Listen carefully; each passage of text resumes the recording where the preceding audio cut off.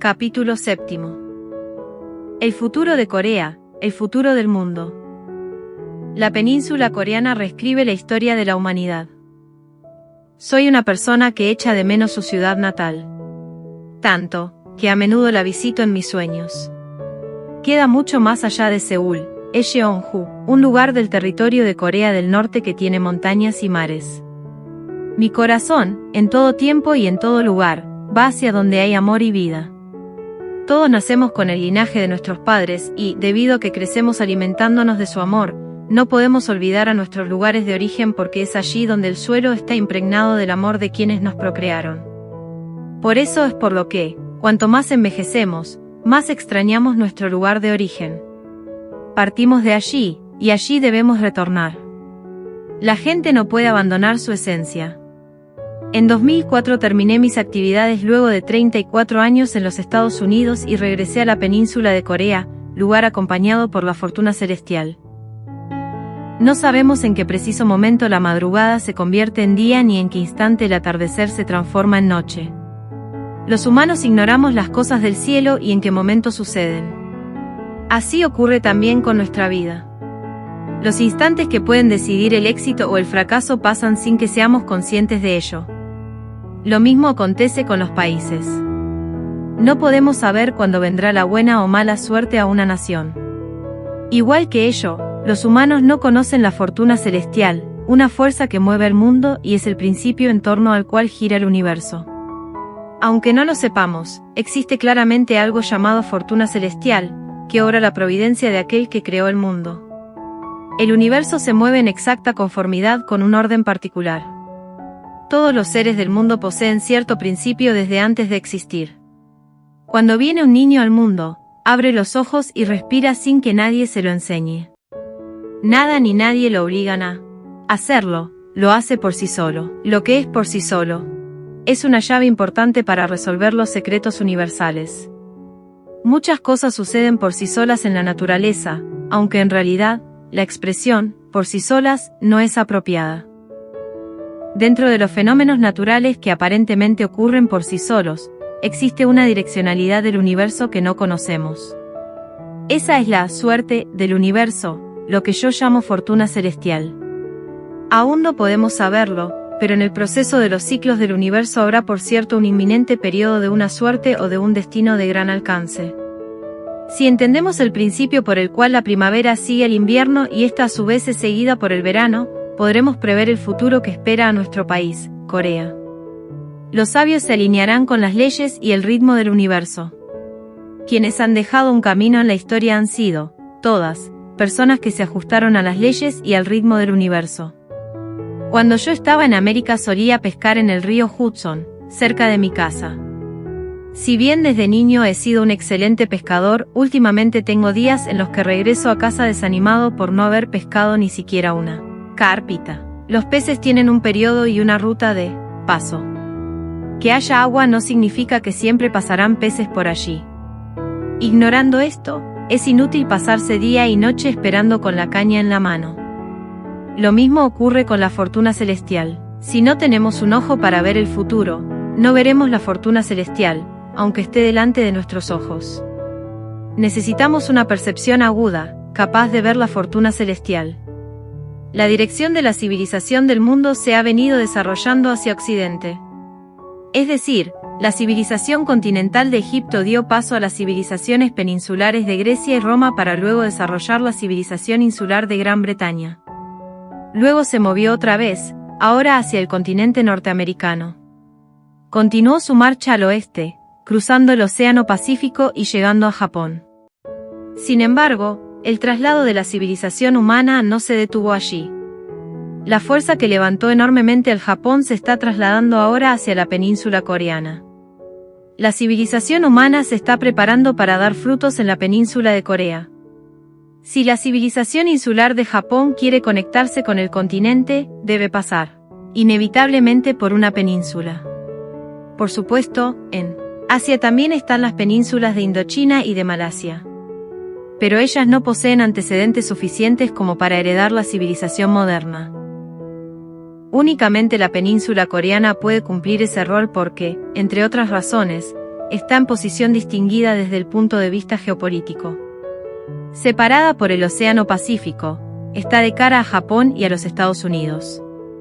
También está conectada a los continentes de Asia y Europa y comparte fronteras con China y Rusia. Por eso ha sido, desde la antigüedad, un punto estratégico en las luchas de poder entre las grandes potencias del mundo y tuvo que sufrir muchos sacrificios como consecuencia de ello.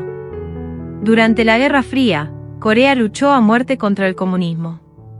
Todavía hoy se entreveran en ella los intereses de las grandes potencias, por lo que sigue siendo un país dividido que no puede alcanzar la paz completa. Ubicada en un punto de contacto donde colisionan los intereses de 4 países, ha llegado el momento de que la península coreana asuma un papel importante en la prevención de los conflictos y en lograr la cooperación entre dichas naciones para conducir el mundo hacia la prosperidad y la paz. La fortuna celestial trae consigo una enorme responsabilidad.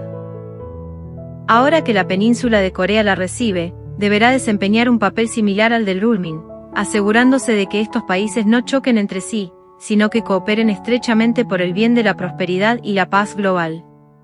Estando fijo en determinada posición del eje de una máquina, el Rulmin permite, al mismo tiempo, que el eje gire libremente.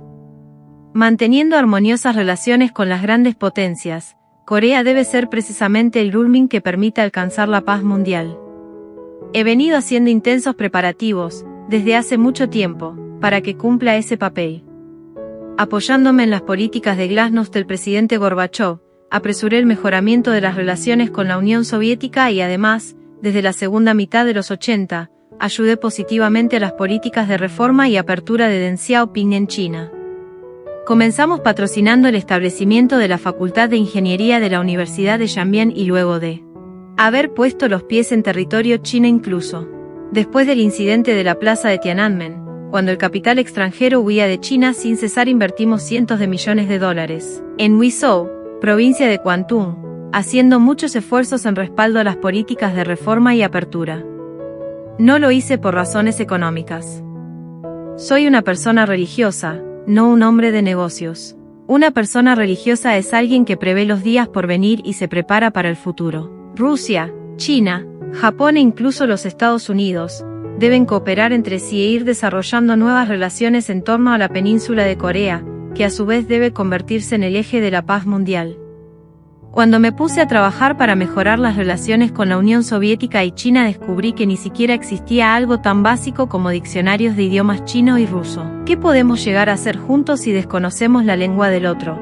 En ese tiempo escuché que había un grupo de profesores empeñosos que, previendo días futuros, se esforzaban por publicar un diccionario chino-coreano y otro ruso-coreano. Sustentaban el proyecto de un gran diccionario chino-coreano, impulsado por el profesor Il-sik Hon del Centro de Estudios de la Cultura Coreana de la Universidad de Corea y de los profesores de ruso de la misma universidad, quienes preparaban la publicación de un diccionario ruso-coreano. Yo apoyé estos 2 proyectos con fondos. Hoy, estos diccionarios siguen desempeñando un papel crucial en los intercambios de Corea con China y en sus relaciones con Rusia. Cuando una roca cae desde la cima de una montaña, rodará hasta el fondo del valle. El fin de la civilización occidental podría ser ese. Si bien ha logrado un brillante desarrollo con la ayuda de la ciencia, su decadencia moral la está haciendo descender hacia el valle. Ese valle es precisamente el Oriente, que ha acumulado una cultura espiritual durante miles de años. La península de Corea es el lugar donde la cultura occidental se encuentra con la oriental y, al mismo tiempo, el lugar donde la civilización continental se encuentra con la oceánica. El historiador Spengler dijo que, así como el año tiene 4 estaciones, las civilizaciones han repetido un proceso de auge y caída. Así es, en efecto, ya está pasando la era de la civilización del Atlántico, que había venido prosperando intensamente. Estamos en el punto de inicio de una nueva civilización, la de la civilización pacífica. El centro de la esfera cultural del Pacífico es Asia, y con Corea en su centro, se convertirá en la protagonista de una nueva historia. 2/3 de la población mundial viven en Asia. Las principales religiones del mundo comenzaron en el continente asiático. Asia ha sido, durante largo tiempo, la raíz espiritual de la humanidad.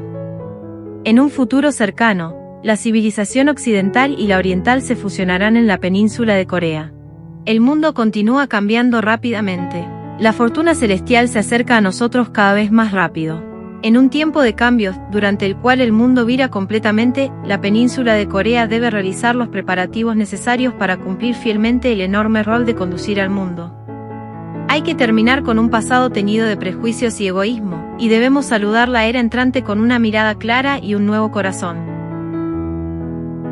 De tierra de sufrimiento y lágrimas, a tierra de paz y amor. Hay un profundo significado en la trágica historia que el pueblo coreano ha vivido desde hace tanto tiempo. Nuestro país sufrió mucho por estar destinado a convertirse en la base del avance hacia la paz global.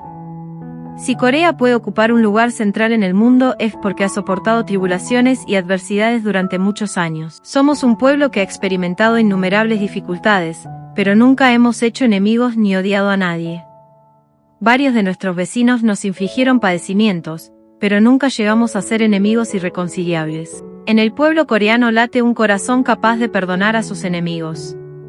Para amar y aceptar a un adversario se requiere un constante dominio de sí mismo. Es recién después de haberse formado el pus y estallado dentro de uno, que surge en nuestro corazón el margen que nos permite amar al enemigo, y nuestro pueblo posee ese corazón. Las personas perseguidas son las más cercanas a Dios. Es importante tener un corazón capaz de derramar lágrimas.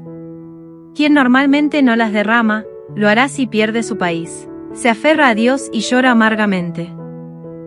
Es doloroso y difícil, pero ser capaz de derramar lágrimas y llorar se convierte en una bendición. Porque Dios viene el corazón lavado por las lágrimas. Ha habido tantas lágrimas en el corazón del pueblo coreano, que la península en que vive logró ser la tierra que reciba la fortuna celestial. Nuestro pueblo honra a sus antepasados. Por muertos de hambre que estemos, no venderíamos la tierra donde están enterrados nuestros ancestros para comprar alimentos. Desde antiguo hemos vivido manteniendo una filosofía de respeto al cielo. Siempre fuimos un pueblo civilizado que consideró más importante al mundo espiritual que a las 3 comidas diarias. Aceptamos al budismo y al confucianismo para dar lugar, así, a una brillante y floreciente cultura religiosa. Establecimos una de las más fuertes tradiciones cristianas del mundo en apenas corto tiempo, después de haber aceptado el cristianismo en nuestro país. Pero lo más grandioso de todo es el hecho de que, hoy, esas grandes religiones conviven en paz, sin confrontaciones. ¿Qué factor intervino para que nuestra raza fuera tan peculiar? Desde nuestros orígenes, y como primogénitos de mentalidad religiosa, de acuerdo con nuestra mitología, siempre estuvimos dispuestos a recibir y acoger la palabra de Dios. Además, nuestro pueblo posee la sabiduría y la capacidad intelectual necesaria para hacer realidad su voluntad. El alfabeto coreano Hangeul muestra muy bien la excelencia de nuestro pueblo. Es un tesoro dado por el cielo. Nuestro idioma es rico en adjetivos y adverbios capaces de expresar todos los sentimientos humanos. No hay idioma en el mundo que pueda expresar, tan claramente como el nuestro, la complejidad del corazón de las personas. El lenguaje es un reflejo de quien lo utiliza.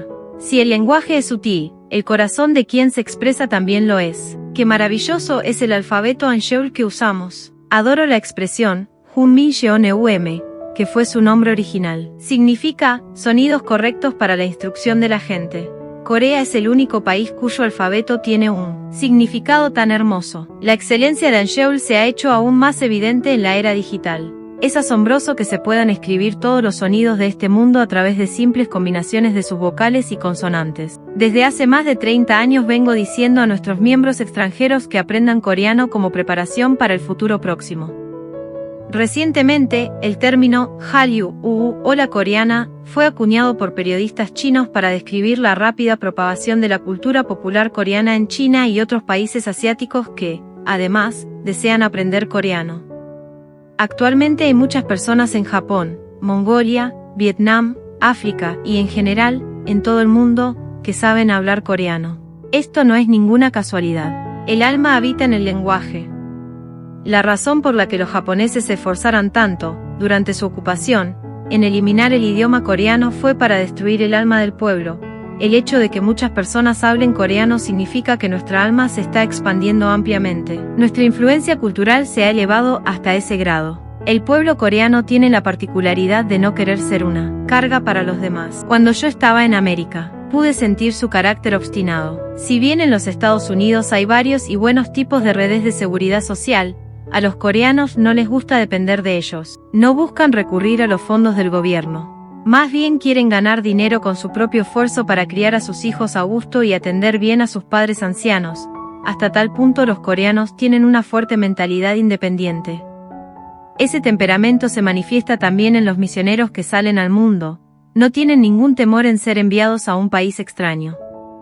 Y esto no solo es cierto con los misioneros, sino también con gerentes y empleados de empresas. Una vez que se les da una misión, no importa en qué lugar del mundo sea, dejan todo y van. No son indecisos ni reacios. Los coreanos son muy diligentes. No permanecen quietos en un lugar. Andan por todos lados. Tienen espíritu emprendedor, ya que no hay lugar en el mundo donde no viva un coreano. Además, no se atan a una sola cosa y exhiben su talento en una amplia variedad de áreas.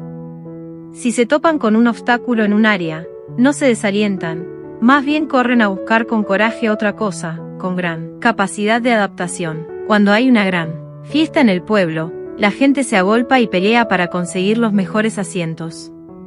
En esa situación, la persona que sin decir una palabra se sienta tranquilamente en el asiento más humilde puede ser un protagonista de esta era. La persona que se preocupa en llevar primero a su boca los alimentos es un fracaso. Aunque fuésemos a comer tan solo un bocado, debemos pensar primero en los demás. Si deseamos recibir la fortuna celestial que viene hacia la península de Corea, tenemos que grabar en lo más profundo de nuestros corazones que antes que uno, existen los demás, todos ellos más valiosos que uno mismo. Debimos sufrir cuando nos despojaron de todo lo que amamos. Durante la ocupación del Japón nos arrebataron nuestro valioso país. Inmediatamente después nuestro territorio fue dividido en dos. Nuestros queridos padres y hermanos quedaron separados para siempre. La península se convirtió en una tierra de lágrimas. Pero ahora es tiempo de que lloremos por el mundo. A partir de ahora, en vez de derramar lágrimas por nosotros mismos, debemos derramarlas, más sinceras e intensas, por el bien del mundo. Si así lo hiciéramos, la fortuna celestial de la península se expandirá hacia el mundo y se abrirá una era de paz global en torno al pueblo coreano. El objetivo último de la religión del siglo XXI. El siglo XX fue un lapso tumultuoso. Ocurrieron, en ese periodo de 100 años, muchos más hechos significativos que en los últimos 2000 años. Fue el siglo de las dos guerras mundiales y el del surgimiento violento y posterior desaparición del comunismo. Fue también el siglo en que la humanidad dio la espalda a Dios y se enterró en lo material. ¿Cómo será el siglo XXI, entonces? Hay quienes dicen que con los avances científicos la religión ya no es necesaria, pero mientras el mundo del espíritu humano no desaparezca, el papel de la religión no habrá culminado de ninguna manera. ¿Cuál es el propósito de la religión? Su propósito es establecer el mundo ideal de Dios. La razón del esfuerzo por llevar más personas hacia el mundo religioso es hacer que más y más personas se conviertan en ciudadanos del mundo de Dios. Si todos se hiciesen ciudadanos del reino de Dios, tendríamos un mundo pacífico, sin guerras ni divisiones. En definitiva, el camino a seguir por las religiones es la paz. Dios creó un mundo de amor y de paz. Insistir en que solamente la religión que uno profesa es el camino a la salvación, creando así divisiones, no es lo que Dios desea. Lo que Él espera es que toda la gente del mundo trabaje diligentemente por la paz, la reconciliación y la convivencia. Si surgen divisiones en el hogar porque alguien de la familia asiste a la iglesia, no dudo en decirle que primero cuida a la familia. La religión es solo un medio para construir un mundo de Dios, no es un fin en sí mismo. La humanidad unirá todos los puntos de vista discrepantes y encontrará un punto de unión en respuesta al choque de civilizaciones. El pensamiento que guiará a la humanidad en el futuro deberá ser capaz de incluir a todas las religiones y filosofías existentes. Ya pasó el tiempo de que, como sucedió hasta ahora, un solo país vaya a la vanguardia conduciendo a la humanidad.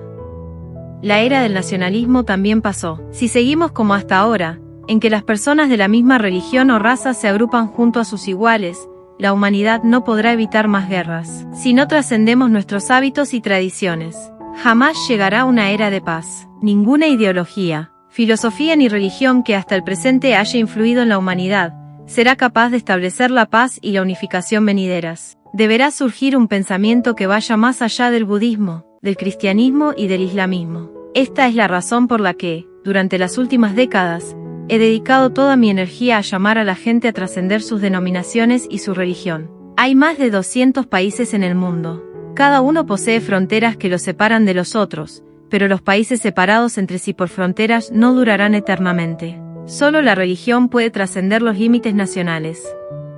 A pesar de ello, si bien las religiones deberían representar una esperanza para la gente, se han dividido en numerosas denominaciones que están ocupadas en luchar entre sí. Han caído en el pensamiento de que su religión es la verdadera y la mejor, sin percibir que el mundo ha cambiado y que se abre una nueva era. No será fácil derribar los muros que las religiones han levantado durante miles de años. Pero para ir hacia un mundo de paz, las barreras religiosas deberán ser inevitablemente derribadas. Las religiones deberán preocuparse por encontrar la manera de avanzar hacia un mundo unido, acercando sus divergencias y deteniendo luchas fútiles. Deberán emprender caminos concretos para cumplir bien su rol de lograr un mundo pacífico. Un futuro feliz no se construye solamente con prosperidad material. Apremia la necesidad de superar los conflictos ideológicos, culturales y raciales mediante una mayor comprensión entre religiones y una armonía espiritual. Yo quisiera pedir 3 cosas a los líderes religiosos del mundo. En primer lugar, que respeten las tradiciones de las demás religiones y hagan lo posible para prevenir el conflicto y la discordia con otros credos. En segundo lugar, que todas las comunidades religiosas cooperen entre sí para servir al mundo. En tercero, que juntos desarrollemos una estructura con la participación de todos los líderes religiosos, a fin de cumplir nuestra misión de traer paz al mundo. El ojo derecho existe para el izquierdo y viceversa. A su vez, los 2 ojos existen por el bien de todo el cuerpo. Lo mismo puede decirse de nuestras extremidades. Nada existe para sí solo.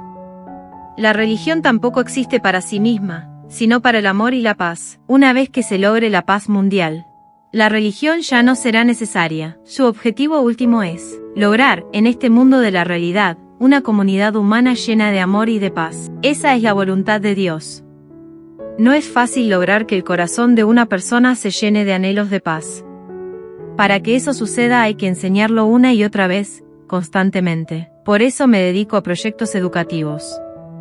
Fundamos la Escuela de Arte Sunhwa incluso antes de que nuestra iglesia se sustentara por sí misma. Fundamos el Colegio Internacional Cheon Shim, la Universidad de Sammun y otras escuelas. Fuera de Corea adquirimos la Universidad de Bridgeport y establecimos muchas escuelas en otros países. Mi filosofía educativa de hoy es la misma que cuando fundamos la Escuela de Arte Sunhwa: formar gente que trabaje para el país, pero que ame al cielo y a la humanidad. Una escuela es un lugar sublime, donde se enseña la verdad. ¿Cuáles son las verdades más importantes que deben enseñarse en la escuela? La primera es conocer a Dios y hacer su existencia real. La segunda es conocer el origen de la existencia humana y ayudar a que cada ser cumpla la responsabilidad para consigo y por el destino del mundo. Y la tercera es darse cuenta del sentido de la existencia y de que, entre todos, construyamos el mundo ideal. Solo es posible entender estas cosas después de que se las haya enseñado con sinceridad y devoción durante un largo periodo. La educación de hoy apunta a formar gente competitiva, a crear una sociedad en la que quienes triunfen sean recompensados con el monopolio de la felicidad. Esa no es la manera correcta de educar. La educación debe ser un medio para construir un mundo pacífico, en el que todos podamos vivir bien. La filosofía y los métodos de educación que nos han dominado hasta ahora deberán cambiarse por otros que permitan avanzar hacia los objetivos comunes de la humanidad. Si los Estados Unidos y Gran Bretaña educan solo para su propio lucro, el futuro de la humanidad sería muy oscuro. Los educadores no deben enseñar solamente cómo puede uno vivir bien para sí mismo. También deben enseñar la sabiduría que nos permita resolver los múltiples problemas sociales de esta era. Y más importante aún es el rol de los eruditos de la religión.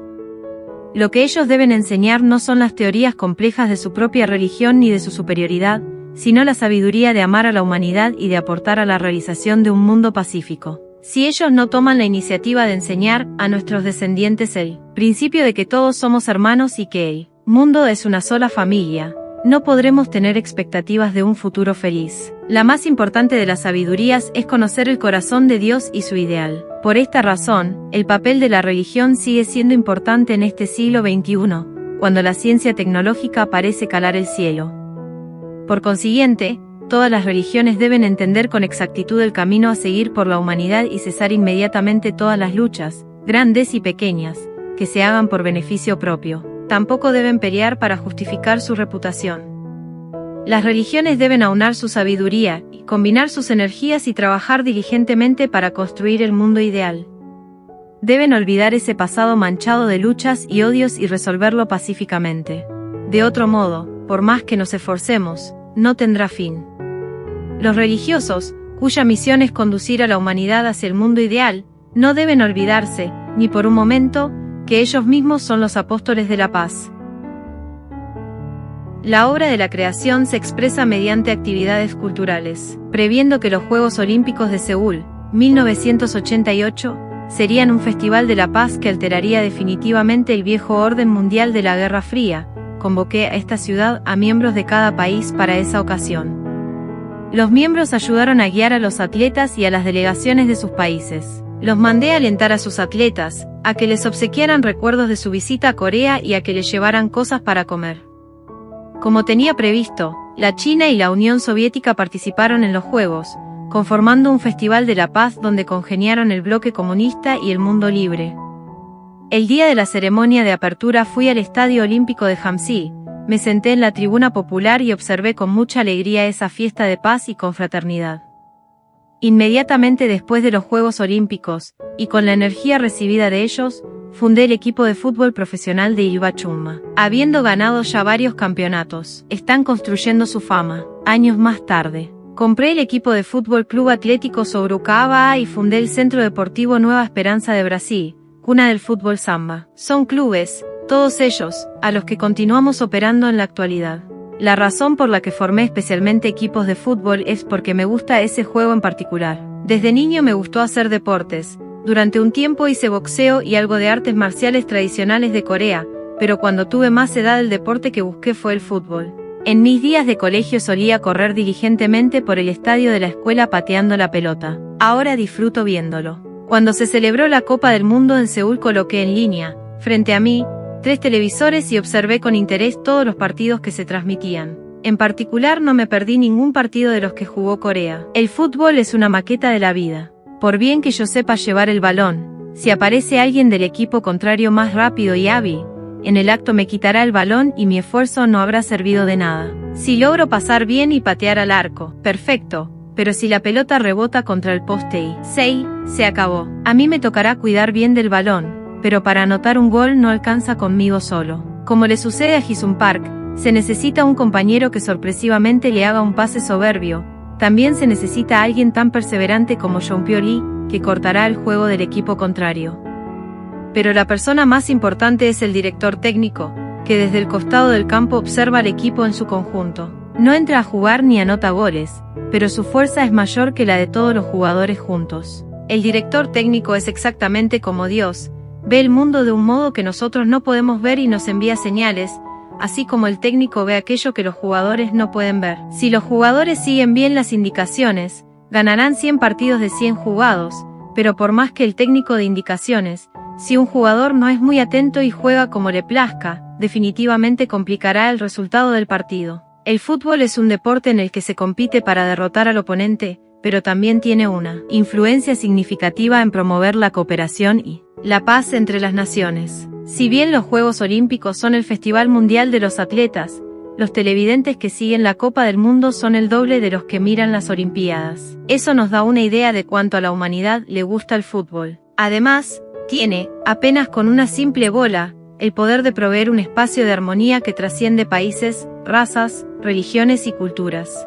El fútbol y la paz entre las personas son como socios que se combinan muy bien. Pelé, que se desempeñó como ministro extraordinario de deportes de Brasil, visitó un día mi casa de Annam-dong, en Seúl. La gente lo recuerda como el mejor jugador de fútbol del mundo, pero el Pelé que yo conocí es un maravilloso activista de la paz, porque lo que él pretendía lograr con el fútbol era precisamente paz para el mundo.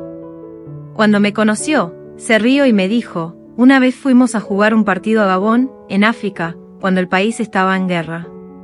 ¿Cómo cree que fuimos capaces de jugar en un lugar donde las bombas estaban estallando por todas partes? Hicieron una tregua para mirar el juego. Entonces me di cuenta profundamente de que el fútbol era algo más que un deporte en el que hay que patear una pelota. El fútbol es una herramienta extraordinaria de la humanidad para hacer la paz. Después de eso decidí que tenía que llevar a cabo un movimiento por la paz mundial a través del fútbol. Yo estaba tan impresionado con Pelé que lo tomé de la mano con firmeza. Viviendo en una sociedad tan competitiva uno acumula mucho estrés. Este crea tensión en nuestras vidas y quita la paz de nuestra mente. Cuando la tensión se acumula, es muy común que las personas se irriten y acaben peleándose. Lo que nos ayuda sanamente a aliviar el estrés son pasatiempos como los deportes y las actividades artísticas. No son solamente una manera de aliviar nuestros deseos reprimidos, también son una herramienta que une a la humanidad. La razón de que yo sea dueño de equipos de fútbol y de una compañía de ballet es que esas actividades son un medio que puede traer paz. Pelé ya era consciente de ello. Ahí mismo, ya que compartíamos el mismo ideal, creamos con Pelé un nuevo torneo de fútbol a escala internacional, la Copa de la Paz. Hemos estado realizando torneos de la Copa de la Paz cada 2 años desde 2003, llevando a Corea equipos mundialmente famosos. Se ha previsto que a partir de 2009, tras la apertura de la 4ª edición, se celebre el torneo en diferentes países. El del 2009 se celebrará en Andalucía, España. El Real Madrid y el Sevilla, equipos fuertes de este país, además de equipos de Francia, Inglaterra y América Latina, estarán entre los participantes en lo que será un buen torneo del fútbol mundial. Las ganancias que origina la Copa de la Paz se utilizan para apoyar programas de fútbol infantil y juvenil en países que atraviesan una situación difícil. En particular se utiliza para que niños con diferentes capacidades puedan, mediante el fútbol, vivir sin perder sus sueños, lo que significa una enorme contribución. Celebramos también un torneo de fútbol juvenil en Liberia, junto con la Agencia de las Naciones Unidas para los Refugiados. Liberia es un país donde la vida de la gente es muy sufrida tras más de 15 años de guerras tribales que han dejado exhausta a la población. Como consecuencia de una drástica reducción del número de sus habitantes causada por las frecuentes guerras, los niños y jóvenes de ese lugar, que es una zona de protección especial bajo la ONU, se juntaron a jugar fútbol y cantarle la paz, mientras disfrutaban pateando el balón. Automáticamente acostumbraron sus cuerpos al espíritu que puede traer la armonía entre las tribus. Hay otro proyecto que estamos preparando con devoción, la construcción de un hermoso estadio de fútbol en medio de las zonas de residentes israelíes y palestinos. Planeamos traer entrenadores famosos de Europa e iniciar una academia de fútbol para los niños de ambos países. Los adultos podrán apuntar sus armas unos contra otros, pero los niños de ambas partes querrán venir a la cancha a jugar juntos. Todo el mundo mueve la cabeza y dice que es poco realista, pero lo haremos indefectiblemente. Incluso un ministro israelí dice que ya hay que construirlo en el territorio de su país, mientras un miembro del gabinete palestino dice obstinadamente que debería hacerse en su zona. Yo lo haré construir en un lugar que conecte a ambos lados. No soy de dejarme presionar o de renunciar a mis sueños, soy alguien que con gran fuerza de voluntad los realiza. Una de las cosas que me decían que era imposible de realizar fue la compañía de ballet. En estos días creció mucho el número de personas que en Corea disfrutan del ballet e incluso ya tenemos estrellas, pero cuando en aquellos días yo dije que iba a crear en Corea una compañía de danza, la idea se veía como destinada a caer en tierra estéril. Cada vez que veo el ballet siento que ese debe ser precisamente el arte del reino celestial. Cuando una bailarina se para sobre la punta de sus pies y dirige la cabeza hacia el cielo, la postura es, en sí misma, la imagen perfecta de la manera en que debemos respetar a Dios. Nada puede verse más entusiasta y apasionado que esa imagen.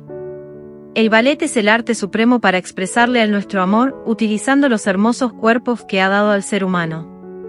El Universal Ballet, establecido en 1984, comenzó con El Lago de los Cisnes y Cascanueces. Luego se añadieron Don Quijote y Giselle, y sus propias creaciones originales, Chim Chung y El Amor de Chun-Chan. Ahora ha crecido a nivel internacional.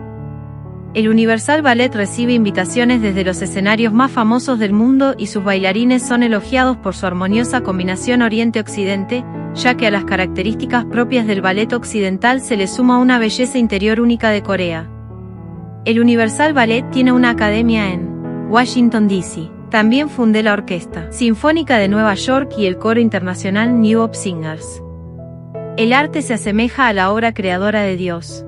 Así como los artistas invierten todo su ser en sus obras, también Dios vertió su corazón en el ser humano y en el mundo que ha creado. El libro del Génesis hace parecer que las cosas fueron hechas por Dios simplemente con decir una palabra, pero no fue así de ninguna manera. Así como Dios empleó toda su energía en la creación de las aguas y la tierra, los movimientos de las bailarinas sobre el escenario son el fruto de la creación nacida de su total entrega. Así ocurre también con el fútbol. Los jugadores deberán poner toda su energía durante 90 minutos. Corren tras una pelota que puede venir desde cualquier lado, y en su carrera hacia el arco contrario, el jugador se juega la vida, derrochando una energía como la que Dios puso cuando creó el mundo. Poner el 100% de lo que uno tiene, entregarse completamente por algo que dura un instante, es lo más grandioso. El dueño de los mares controla el mundo. La historia ha demostrado que el país que controla el mar se convierte en el líder del mundo. Piensen en la Gran Bretaña del siglo XVI. Ni bien la reina Isabel I sube al trono, refuerza la política marítima de su país. Movilizó capital y tecnología para construir buques fuertes, que envió al mar con gente intrépida. Ellos salieron a los océanos arriesgando sus vidas, ya que no sabían qué les esperaba en el confín de las aguas. Los británicos, sin embargo, no siempre fueron un pueblo fuerte en el mar. Habían sido invadidos por los vikingos de Noruega y Suecia, pero se dieron cuenta de que quien perdía el mar perdía todo. Así fue como, gracias a los esfuerzos de Isabel I por reforzar su esfera marítima, Gran Bretaña se convirtió en un imperio que superó a los vikingos y a España. Como resultado de esos esfuerzos, un pequeño país insular del Atlántico llegó a poseer innumerables colonias en todos los continentes y océanos. Siempre tenía alguna posesión en la que nunca se ponía el sol.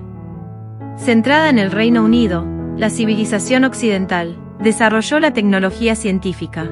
Con la brújula los barcos británicos viajaron por el mundo, plantando su bandera y creando colonias.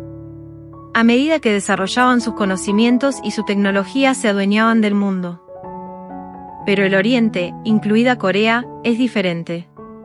El mundo oriental prioriza el espíritu y no abandona lo espiritual por lo material. Si hay un conflicto entre lo material y lo espiritual, el Oriente descarta lo material. Por eso, durante tanto tiempo no pudo vivir bien en comparación al Occidente.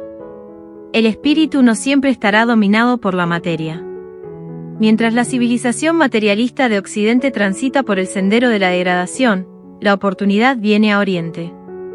La civilización que de Egipto pasó a desarrollarse en Grecia y en Roma, pasando luego por Gran Bretaña y los Estados Unidos, se está trasladando a la región del Pacífico que rodea a la península de Corea. La era de la civilización del Pacífico está a punto de comenzar. El líder de esta nueva etapa de la civilización será el Asia, incluyendo a Corea. Que Corea y Japón hayan crecido hasta ser países internacionalmente poderosos en tan corto tiempo es una prueba de que el tiempo de Asia está por venir. No es ninguna casualidad, sino una inevitabilidad histórica. Los Estados Unidos y Rusia no se van a quedar mirando cómo nuestro país emerge como líder. Puede llegar a haber un conflicto importante entre los Estados Unidos, Japón, Rusia y China en torno a Corea. Tenemos que prepararnos de dos maneras ante esta contingencia. En primer lugar, debemos protegernos creando un cinturón que enlace a Japón y a los Estados Unidos y conecte a Rusia y a China. ¿Con qué podríamos enlazar a estos países? Con una filosofía y una mentalidad unificadoras. Únicamente una filosofía que afirme que la humanidad es una comunidad global que trasciende la raza, la nacionalidad y la religión puede detener las guerras y abrir el camino hacia un mundo pacífico. Aunque más no fuere para protegernos a nosotros mismos contra los peligros de la guerra, hay que sembrar en el mundo una filosofía de paz. Otra de las medidas que debemos tomar es aumentar nuestra capacidad para vivir en una era oceánica. El Pacífico es un océano. Si no se tiene la fuerza como para regir los mares, no se puede ser uno de los líderes de la era, de la civilización del Pacífico. Por más que llegue la fortuna celestial, si no estamos preparados no sabremos aprovechar la oportunidad. Si comprendimos que se inicia una era oceánica, con nuestro país cumpliendo un rol central habrá que hacer los preparativos correspondientes. En el mar no hay solamente peces. Un tesoro aún mayor es su valor como fuente de energía. Con la disminución de las reservas masivas de petróleo crudo, día a día crece la sensación de crisis de las fuentes de energía. Si se acaba el petróleo, la civilización quedará a oscuras. Existe un esfuerzo por desarrollar fuentes alternativas de energía a partir del maíz, pero eso no parece posible en las condiciones actuales de falta de alimentos. La verdadera fuente de energía alternativa es el océano. El futuro de la humanidad reside en la energía del hidrógeno encerrado en el mar. 2/3 de la superficie de la Tierra son océano. En otras palabras, 2/3 de las materias primas que alimentarán a la humanidad están enterrados bajo la superficie del mar. Sin administrar bien el océano, no podremos abrirnos un futuro. Los países desarrollados ya extraen petróleo y gas natural del océano, bombean agua de las capas profundas y las venden a precios elevados. Es apenas el comienzo del descubrimiento de los recursos del mar, pero no está lejos el día en que la humanidad se aferre al mar para sobrevivir. La era oceánica no empezará por sí sola. Antes que nada, debo salir primero hacia el mar, correr hacia él y luchar contra las olas. Sin ese coraje no hay como prepararse para la era oceánica. El país que conquiste los mares puede obtener la hegemonía del mundo. Pronto vendrá ese mundo en el cual la cultura y el idioma del país que conquiste los mares predominará. Por consiguiente, hay que cuidar los mares en consonancia con la voluntad del Creador y administrar bien sus recursos. El mar será la fuerza centrípeta que una al mundo. Quien quiera ser el dueño del mar deberá entrenarse para vivir allí libremente. Cuando entreno gente para pescar, mando salir 10 barcos pequeños acompañando a uno grande. Cuando parten, las lanchas van en el barco grande, pero cuando llegan al mar abierto las personas que van en los barcos pequeños pasan a ser responsables por sí mismos. Deben darse cuenta por sí solas de la dirección del viento, el estado del fondo del océano y la ruta que sigue la pesca. La era oceánica nos da una gran oportunidad. Me gusta usar la expresión, el espíritu de Alaska. Implica levantarse a las 5 de la mañana, salir al mar y no regresar hasta bien pasada la medianoche. La persona que no captura la cuota diaria de pescado no puede regresar hasta cumplirla. Para llegar a ser un marinero, no hay más remedio que aprender a aguantar esta regla tan severa. Embarcarse a pescar no es salir en un crucero de placer. Por más que el mar esté rebosante de peces, no se pescan solos.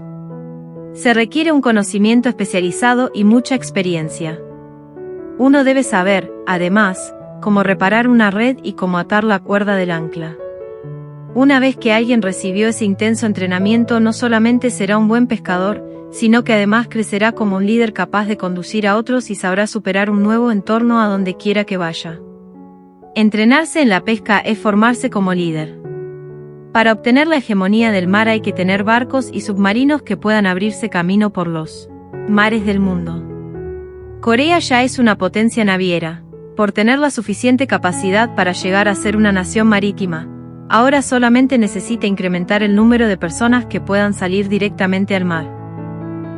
Nosotros somos descendientes de Bobo Chan, el rey de los mares. Tenemos una fuerte tradición de salir al mar y vencer a las olas. No hay nada que no podamos hacer. La gente teme a las olas. Con el viento, las olas forman mareas. Tiene que soplar viento y formarse mareas para que se oxigene el fondo del mar. Si un mar está calmo durante mucho tiempo, sin viento ni mareas, ese mar se muere. Si entendemos lo valiosas que son las olas, dejaremos de temerles. Si sabemos que el camino para que sobrevivan los peces es que sople un viento fuerte y las olas se enfurezcan, lo tomamos como lo atractivo del mar. A solo 30 metros bajo la superficie, ya no hay olas. Un submarino es tan fresco que no necesita aire acondicionado. En aguas calmas y a la temperatura apropiada, las variedades de peces van y vienen como si estuviesen danzando, igual que el ballet de los angelitos, luciendo trajes coloridos y moviendo con gracia sus aletas. Pronto tendremos un mundo calmo y pacífico como en el fondo del mar. La llegada de la era oceánica significará que a Corea le llega la oportunidad de cambiar el mundo. El mar, que abraza y nutre a todos los seres vivos, es un símbolo de la feminidad. Por el contrario, la tierra es un símbolo de virilidad. Los países insulares que afloran en el mar manifiestan feminidad, mientras que los países peninsulares colgados al extremo del continente expresan la virilidad. Los pueblos peninsulares han tenido que vivir preparados para resistir la invasión de enemigos que le atacan desde el mar y desde el continente, por lo que, a diferencia de otros, son más intrépidos y de carácter nacional muy tenaz. No es casualidad que la civilización se haya desarrollado en países peninsulares como Grecia e Italia. Pudieron florecer culturas resplandecientes porque eran emprendedores y tenían un firme espíritu aventurero, suficiente para expandirse al continente y conquistar el bravo mar. ¿Han oído hablar de la marea negra? Es una corriente ubicada en el Pacífico que, por la atracción gravitatoria de la Luna, viaja más de 6.000 kilómetros al año. Describir su fuerza como tremenda no alcanza. La fuerza de giro de la marea negra mueve todos los océanos del mundo. Si no existiese, el agua de los mares no se movería y estos morirían. Así como el más largo y ancho río, tarde o temprano, desemboca en el mar, los más grandes océanos también deben moverse al ritmo del movimiento de la marea negra. Nuestro pueblo deberá ser como esta, para mover al mundo. Debemos ser la fuente de energía que concentre en un lugar la fuerza vital del planeta, buscando qué lugar puede ser el centro de la civilización del Pacífico, y después de recorrer varias veces la costa sur de Corea, finalmente elegí Jeosu y Soncheon. Frente al mar de Jeosu, tan calmo como un limpio espejo, el almirante Sonsin infligió una gran derrota a los japoneses y es también donde murió en batalla. Jeosu, con su histórico mar, es además el punto donde se juntan las provincias de Jeonnam y Hounam, en el extremo de las estribaciones del monte Iri, donde izquierda y derecha se enfrentaron entre sí después de la Guerra de Corea. Es una tierra impregnada por el dolor de nuestro pueblo. La bahía de Soncheon, famosa por sus cañaverales, tiene una hermosa costa y ya se ha hecho muy conocida. En ese mar de aguas cristalinas y ondulantes se puede capturar diferentes tipos de peces. En su tranquila bahía, crecen abulones y algas marinas. También abundan los berberechos, otros mariscos y pulpos pequeños. Me he embarcado para navegar junto a esa costa, pero también la he contemplado desde las montañas.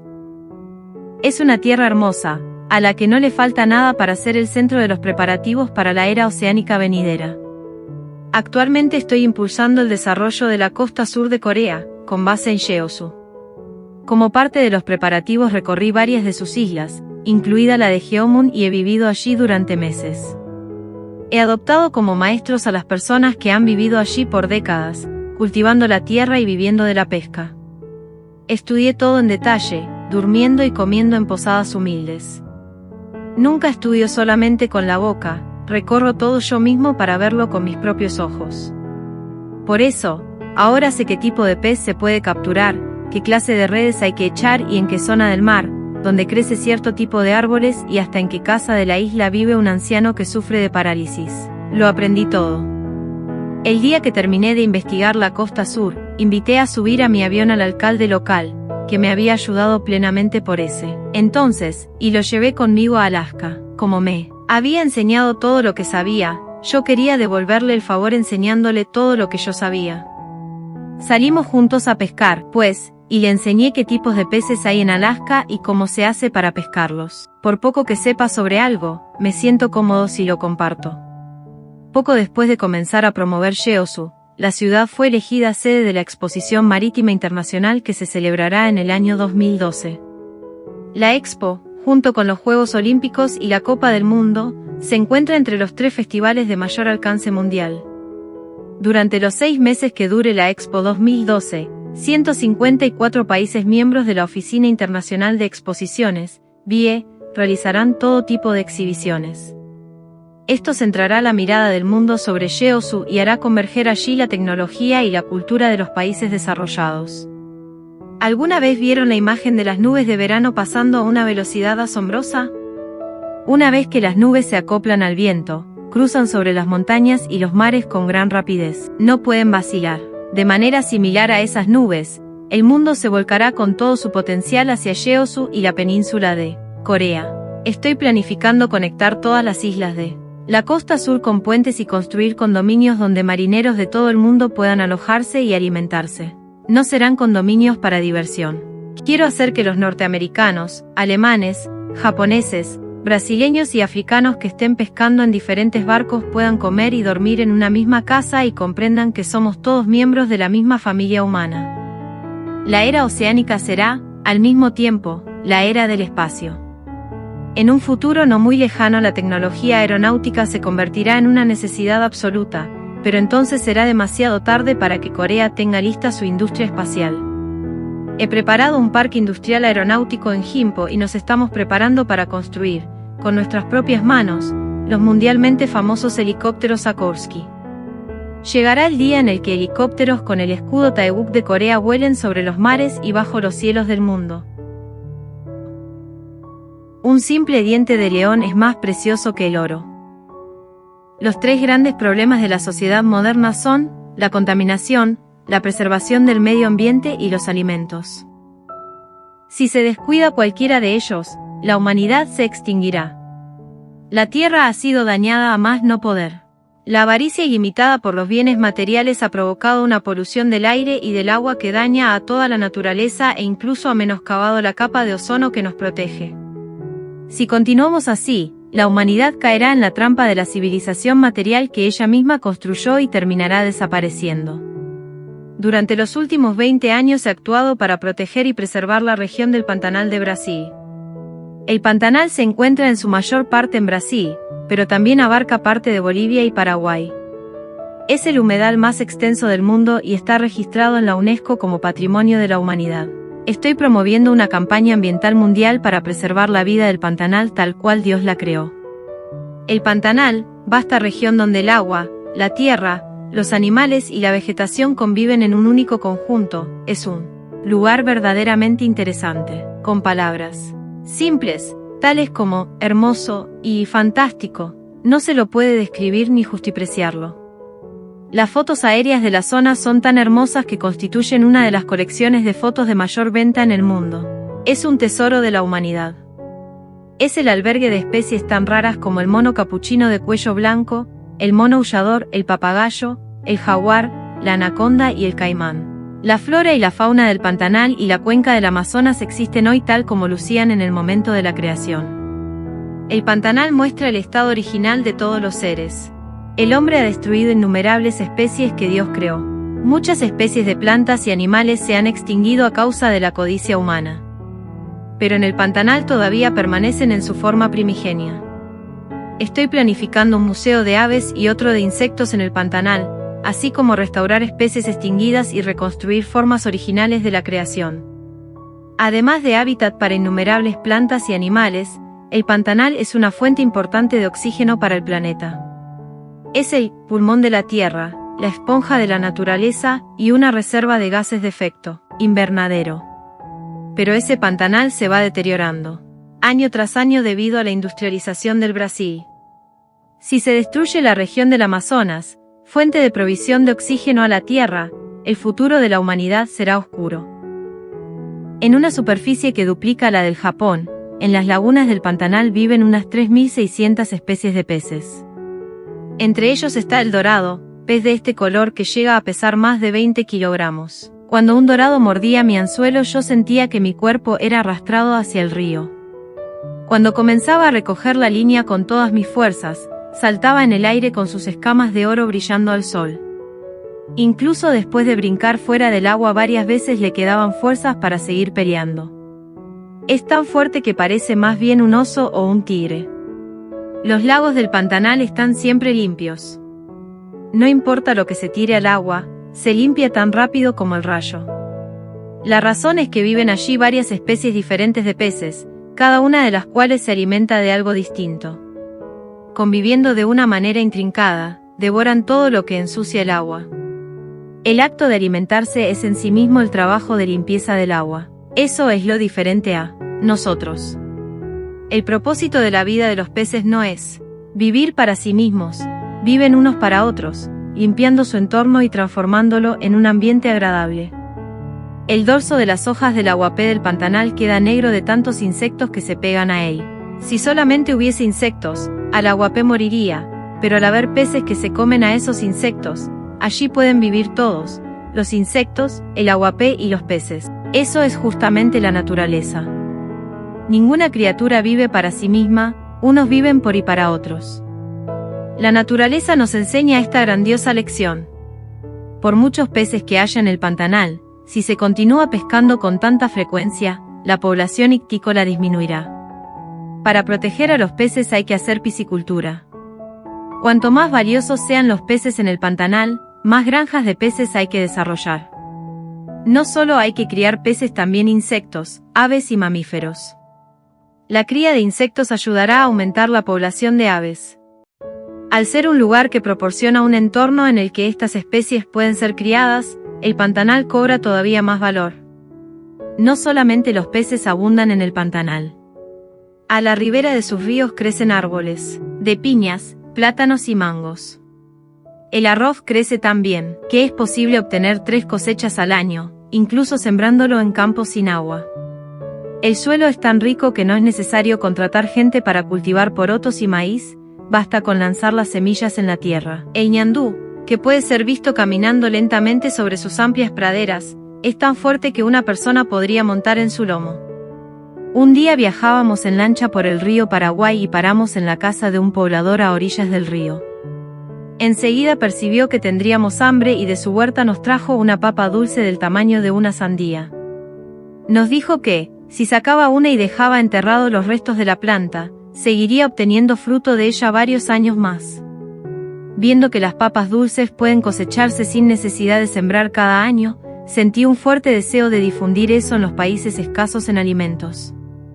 La gente que pretende desarrollar los pantanos prioriza los diferentes beneficios económicos de tal desarrollo, pero ya de por sí, tal cual está, el pantanal tiene un alto valor económico. Cuenta con bosques vírgenes de pino negro, de madera dura, con una estructura de tan alta densidad que dicen que, aunque le claven estacas, vivirá más de 100 años. Estos árboles se utilizan para producir el ébano, que no se pudre y, dicen, dura más tiempo que el hierro. Imaginen un bosque de árboles tan preciosos y grandes que no alcanzan los brazos de un hombre para abrazar su tronco. Yo foresté 400 hectáreas de tierra en el pantanal. Los árboles plantados por nuestros miembros han embellecido aún más ese auténtico paraíso. Lo que se producirá allí en abundancia hará más plena nuestras vidas. Lo que arruina la naturaleza es el egoísmo humano, que ha dañado al planeta al punto de que ya cuesta respirar. Es el resultado de la codicia de aquellos que, cuanto antes, quieren tener más que los demás. No podemos permitir que la tierra se dañe más. Los religiosos deberían tomar la iniciativa en la tarea de salvar la naturaleza, creación de Dios y es regalo que Él ha dado a la humanidad. No podemos postergar el trabajo de crear conciencia, en la gente, de lo valiosa que es la naturaleza y de que debemos hacer que vuelva al estado de abundancia y libertad de que gozaba cuando fue creada. Al arraigarse la idea de que el pantanal es un tesoro de la naturaleza, ha comenzado ya una lucha en su defensa. Escenario privilegiado, que debería ser protegido y embellecido, muestra ya signos de convertirse en el campo de batalla de hombres codiciosos. Hace 10 años convoqué a líderes de países de todo el mundo al pantanal y comenzamos debates sobre la manera de proteger la naturaleza y preservar el planeta. Se reunieron expertos y académicos internacionales en medio ambiente y les rogamos poner interés y amor en el pantanal. Se convirtieron en sus guardianes y están cuidándolo para que no siga destruyéndose por la ambición de gente despiadada. Al hacerse cada vez más graves los problemas ambientales, han surgido muchos grupos ambientalistas. Pero el mejor movimiento ecológico debería ser una tarea espiritual, que propague el amor. La gente gusta y cuida de aquello que pertenece a los que ama, pero, de hecho, no cuida ni ama el medio ambiente natural que Dios creó. Dios dio la naturaleza a toda la humanidad para que, de ella, obtengamos alimentos para comer y tengamos una vida plena. Esa era su voluntad.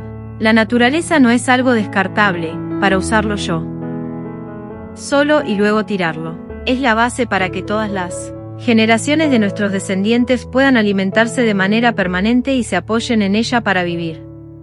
El camino para cuidar y proteger la naturaleza es poseer un corazón que la ame. Deberíamos ser capaces de derramar una lágrima incluso por un atado de yerbas, así como de aferrarnos a un árbol y llorar. Hasta una simple piedra, un soplo de viento, contienen el aliento de Dios. Amar y cuidar el medio ambiente es amar y cuidar a Dios. Debemos sentir a cada criatura creada por Dios como un objeto de nuestro amor. Cualquier objeto de valor conservado en un museo no vale más que una sola de las obras de Dios. Un simple diente de león es más valioso que las coronas de oro de los reyes. Una solución sabia a la pobreza y al hambre. Si uno no pasa hambre, no conoce a Dios. Los lapsos de hambre son una oportunidad para acercarse a Dios.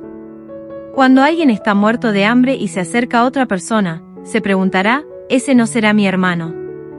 Esa no es mi madre, aquella no es mi hermana. Esperamos que aparezca alguien que nos ayude. En esas situaciones, hay que tener un corazón compasivo y bondadoso. El hambre no es solamente un problema de las zonas menos desarrolladas del mundo, como África. Lo primero que hice cuando fui a los Estados Unidos fue comprar camiones para repartir alimentos a los pobres. Si hasta en uno de los países más ricos del mundo la gente se muere de hambre, la situación en los países pobres es indescriptiblemente peor. Recorriendo el mundo sentí que la amenaza más apremiante a resolver es el problema alimenticio. No se puede posponer ni un instante más. En la actualidad, unas 20.000 personas mueren a diario de hambre. No podemos fingir que lo ignoramos solo porque nosotros y nuestras familias no lo sufren. Con la mera distribución de alimentos no se puede resolver el hambre. Debe ser atacado con un enfoque que vaya a la raíz. Estoy pensando en 2 métodos básicos y concretos para ello. El primero es proveer un suministro suficiente de alimentos a muy bajo costo. El segundo, compartir la capacidad. Tecnología con quienes no la tienen para que puedan vencer la pobreza por sus propios medios y dispositivos. La falta de alimentos traerá a la humanidad una crisis muy grave, porque con lo que se produzca en las limitadas superficies disponibles no se puede alimentar a todo el mundo. Por eso hay que mirar hacia el océano, en búsqueda de una solución. El mar es la clave para resolver la crisis alimentaria del futuro. Es la razón por la cual, desde hace décadas, comencé a incursionar en el mar. No podemos construir un mundo de paz sin resolver primero la falta de alimentos. En Alaska se hacen fertilizantes con todos los abadejos de menos de 15 pulgadas. Es un plato maravilloso, pero como la gente no sabe cómo prepararlo, solo lo utilizan para fertilizantes. Hace apenas 20 o 30 años, si pedíamos a los occidentales rabo de vaca, nos lo daban gratis. Ellos no sabían que a los coreanos nos gusta preparar comida con los huesos y los intestinos de las vacas. Lo mismo ocurre con los peces. Alrededor del 20% de las capturas mundiales de peces se desecha. Cada vez que veo eso pienso en las personas que se están muriendo de hambre en África, y siento dolor. El pescado es una fuente de proteínas de alta calidad mucho más fiable que la carne vacuna. ¿No sería maravilloso? ¿Qué hiciéramos pasta o salchichas de pescado para dar a esa gente? Una vez que se me ocurrió eso, me aboqué de lleno a un proyecto para almacenar y procesar pescado. De nada sirve atrapar grandes cantidades si después no se lo sabe trabajar de manera adecuada. Ni el mejor pescado se puede mantener fresco más de 8 meses, incluso si se lo coloca en poderosas cámaras frigoríficas, el aire se filtra entre las grietas del hielo y el pescado pierde humedad. Aunque se le vierta agua y se vuelva a congelar, para entonces será difícil que conserve su mejor sabor y en realidad será un producto desechado. Nosotros tuvimos éxito en convertir en harina todo el pescado desechable que juntábamos y lamentábamos tirar. Logramos algo que países avanzados como Francia y Alemania no habían logrado. Llamamos fish powder a esa harina. Convertido en este producto, el pescado puede ser fácilmente transportado y conservado en lugares calurosos y húmedos como África. La harina de pescado es proteína pura, contiene 98%, uno de los más altos contenidos de proteína de todos los productos alimenticios, con lo que se puede salvar a la gente que se muere de hambre. También puede ser usada para hacer pan. Se necesitan menos de 10 minutos para que un pescado vivo y coreando se transforme en harina. Este fresco derivado de pescado se ha utilizado para ayudar a resolver la escasez de alimentos en Croacia, Albania, Afganistán, Ruanda, Sudán y Somalia. Cada vez son más las personas que la buscan. Deberemos establecer plantas procesadoras de pescado en muchos otros lugares. Los mares abundan en peces, pero la estupenda clave para aliviar la crisis alimentaria de la humanidad es la piscicultura. Así como en las ciudades hay rascacielos, un día habrá edificios donde solo se críen peces. Mediante sistemas de tuberías se los puede criar en edificios altos o en las cimas de las montañas. Con la cría de peces podemos producir alimentos más que suficientes para alimentar a todos los pueblos del mundo.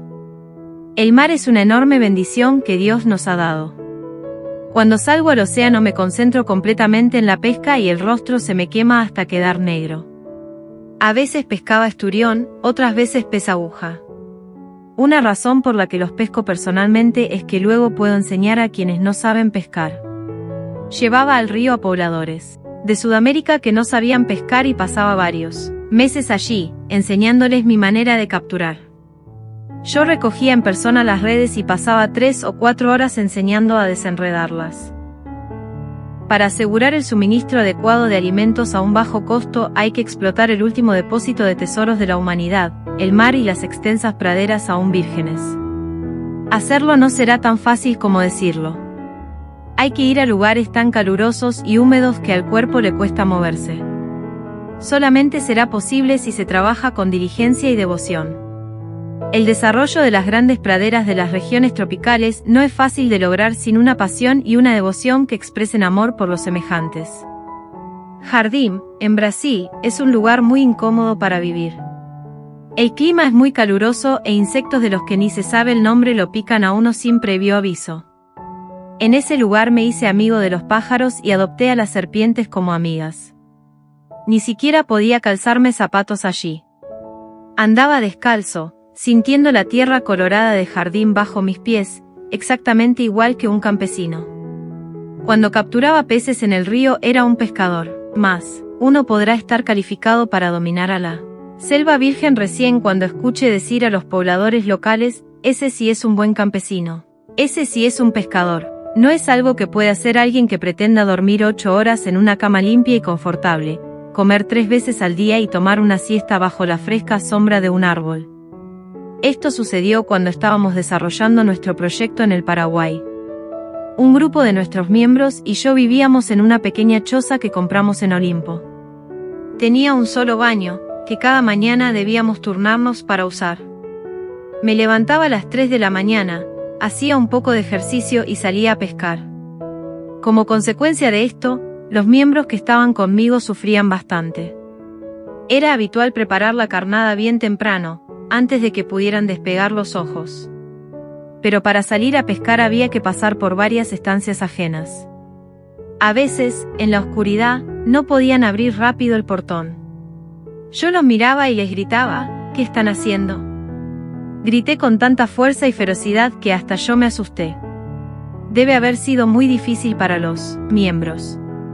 Pero yo siento que no puede permitirme perder ni un minuto, ni un solo segundo. No tengo tiempo para estar de brazos cruzados. La lista de cosas que debo hacer hasta que logremos un mundo de paz pasa delante de mis ojos como un recibo que sale de la caja registradora, de manera que siempre tengo prisa. Al salir a pescar al río antes de que amaneciera, los mosquitos pululaban como una nube oscura. Sus aguijones eran tan fuertes que traspasaban los jeans, picando sin cesar. En la oscuridad no podíamos ver las líneas de pesca, ni parte de la vara. Por tanto, tuvimos que atar bolsas de plástico de color blanco a nuestras cañas. Yo estaba tan apresurado que no podía esperar a que saliera el sol. Todavía extraño Jardim, echo de menos todo sobre él. Cuando cierro mis ojos, aún puedo sentir el calor de su aire presionando contra mi rostro. Lo que le costaba al cuerpo era lo de menos. El sufrimiento del cuerpo desaparece enseguida. Lo importante es la felicidad del corazón. Jardim me hizo feliz. Antes que dar pan, mejor es enseñar a hacerlo. Si se quiere resolver el problema del hambre, hay que tener voluntad de sembrar. La semilla se siembra en la tierra y no se ve, pero hay que esperar con paciencia a que germine y brote dentro del suelo. Lo mismo sucede con el hambre. A una persona que se muere por no tener para comer, antes que darle pan, y aunque mientras tanto sea difícil hay que enseñarle a sembrar trigo y a elaborar el pan. De esa manera, el problema se puede resolver de una manera más fundamental y duradera. Tenemos que empezar a estudiar el clima, el terreno y el carácter de la gente de las zonas que sufren hambre. En África crece un árbol llamado manchuca. La gente en el Congo, antes de vender su ganado, lo engorda con las hojas de este árbol, rico en nutrientes. Las personas también trituran las hojas en un mortero, le agregan un poco de aceite y hacen una masa que luego fríen. Se me ocurre que se podría plantar muchos árboles de manchuca, luego de cortarle la raíz, que es venenosa, triturarlo entero y hacer harina para pan y masas. También está la alcachofa de Jerusalén, similar a las batatas. Crece tan rápido que se puede cosechar 3 veces más que las cosechas destinadas a la actual ayuda alimenticia. Plantar mucha alcachofa de Jerusalén es otra manera de contribuir a resolver el problema del hambre. En Jardim usan unas lombrices enormes para fertilizar la tierra que cultivan. Es un gusano que solo existe en Campiñas, estado de San Pablo, pero quizás podamos estudiar su hábitat, observar requisitos para criarlos en otros lugares y aprovecharlo para ayudar a la agricultura. Hay coreanos en la región de Mato Grosso estudiando los gusanos de seda. Si este cultivo tiene éxito allí, se podría hacer seda a bajo precio y jarabe nutritivo para vender y comprar alimentos. No hay una manera mágica de solucionar el problema mundial del hambre. La gente de cada país tiene gustos y hábitos diferentes. Su flora y su fauna también son diferentes. Lo importante es preocuparse por nuestros vecinos. En primer lugar, debemos asumir la actitud de mirar a nuestro alrededor y percibir si alguien pasa hambre cuando nosotros comemos, hasta saciarnos. Si la humanidad no resuelve el problema del hambre, nunca tendremos una paz verdadera. Si una persona, a mi lado, está a punto de morir de hambre, hablar de paz no es más que una extravagancia. Distribuir alimentos a los necesitados es tan importante como proveer tecnología para que sean capaces de autoabastecerse. Para proveer tecnología hay que construir escuelas en regiones olvidadas. Mientras se combate el analfabetismo hay que levantar escuelas técnicas para que enseguida los lugareños puedan capacitarse para sobrevivir. Los occidentales que conquistaron África y América del Sur no proporcionaron tecnología a los pobladores locales. Se llevaron sus recursos naturales usándolos a ellos como mano de obra. No les enseñaron maneras de mejorar su agricultura ni de cómo establecer fábricas. Eso es algo incorrecto. Nosotros, desde etapas tempranas, establecimos escuelas en el Zaire, Congo, Guyana, Paraguay y Brasil, donde se enseña agricultura y tecnología. Otro problema que enfrentan las personas que sufren de hambre es que no pueden pagar un tratamiento médico adecuado cuando se enferman. Del otro lado del mundo, en los países desarrollados, hay gente que se enferma por consumo excesivo de drogas, pero quienes pasan hambre mueren, a menudo, porque no pueden comprar medicina para la diarrea o la gripe. Por eso, mientras trabajamos para erradicar el hambre, debemos prestar apoyo médico. Tenemos que abrir clínicas gratuitas para cuidar de las personas que sufren de enfermedades crónicas. En la región de Jardim establecí la Granja de Nueva Esperanza como un modelo de convivencia pacífica de la humanidad. Hemos arado una gran extensión de tierra para agricultura y establecidos ranchos de ganado en las zonas altas. La granja de New Hope está en Brasil, pero no pertenece solamente a los brasileños. Cualquier persona que tenga hambre puede ir a New Hope, trabajar y alimentarse. Es un lugar en el que siempre pueden alojarse y alimentarse hasta 2000 personas de todas las razas y de todas partes del mundo. Fundamos órganos educativos, desde escuelas primarias hasta el nivel universitario, enseñamos cómo cultivar y cómo criar ganado. También vamos a enseñar cómo plantar árboles y criarlos y cómo capturar peces, procesarlos y hasta venderlos. No solo son granjas, también aprovechamos numerosas lagunas en las cercanías del río para granjas de piscicultura y pesqueros. En Paraguay, la región del Chaco ocupa el 60% del territorio de ese país, pero ha sido una tierra descuidada. El Chaco se formó emergiendo del mar. Todavía brota agua salada cuando se cava en el suelo. Yo tenía más de 70 años cuando fui por primera vez a Paraguay. La vida de las personas que habitaban esa tierra era indescriptiblemente pobre. Verlos me causó un dolor que no puedo describir. Yo quería sinceramente hacer algo por ellos, pero no estaban dispuestos a aceptarme por el color de mi piel y mi idioma que eran diferentes a los suyos. Pero no me di por vencido. Recorrí el río Paraguay durante 3 meses, comiendo y durmiendo con la gente del lugar. A mi edad, me metí en algo que todos me decían era imposible. Ninguno sabía pescar bien. Se maravillaron al verme subir un pez tras otro con una caña de pescar y se reunieron alrededor de mí para ver. Les enseñé a pescar y ellos me enseñaron su idioma. Pasamos 3 meses en el mismo barco y nos hicimos amigos. Una vez que abrieron sus corazones, les hablé una y otra vez acerca de por qué el mundo debe unirse. Su primera reacción fue de indiferencia, pero fue cambiando poco a poco, año tras año. 10 años después habían cambiado tanto, que se celebró un Festival de la Paz Mundial con gran entusiasmo. El río Paraguay es tan ancho y profundo como el mar. Salí a pescar en un barco grande. La gente del Chaco, que estaba sin nada que hacer y pasando hambre, ahora es capaz de mantenerse a sí misma con la pesca. Los pescados que sobraban se echaban a perder, así que mandé a construir una cámara de frío a orillas del río. También se construyó una fábrica productora de harina de pescado.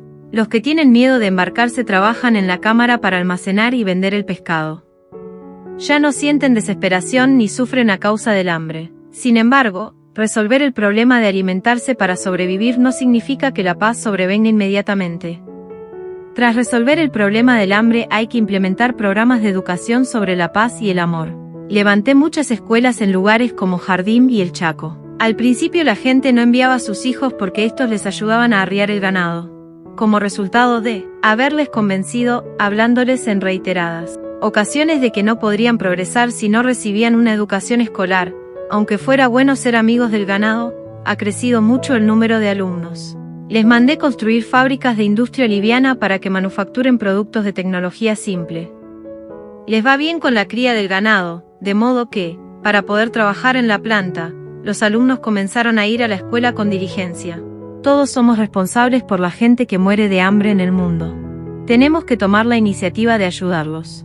Con claro sentido de responsabilidad, hay que encontrar la manera de alimentarlos y salvarlos. La gente que vive bien deberá bajarse un poco a una posición inferior y elevar a los que viven mal, construyendo un mundo donde todos vivamos bien.